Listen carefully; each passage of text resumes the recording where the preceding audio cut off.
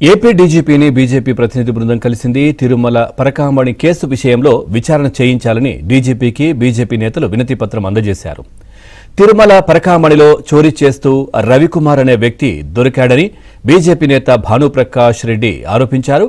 నిందితుడి నుంచి నగదు రికవరీ చేయకుండా కొంతమంది బోర్డు మెంబర్లు అడ్డుపడ్డారని భానుప్రకాష్ ఆగ్రహం వ్యక్తం చేశారు.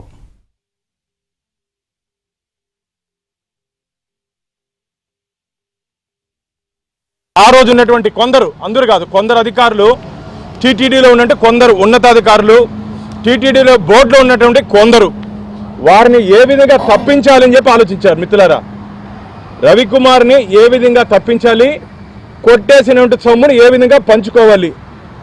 ఒక పక్క పరకామణిలో దొంగతనం చేస్తే ఆ దొంగ నుంచి ఈ గజ దొంగలు, ఆ దొంగ నుంచి కొందరు గజ దొంగలు వాటాలు తీసుకోవడం జరిగింది. మామూలుగా ఒక సంవత్సరం ముందు త్రిపుల స్టోరీ నడిచింది మిత్రులారా. అంటే రఘురామకృష్ణరాజు స్టోరీ ఒక 2 సంవత్సరాల ముందు నడిచింది. మొన్నే ఎన్టీఆర్ గారిది ఏదో సినిమా రిలీజ్ అయింది.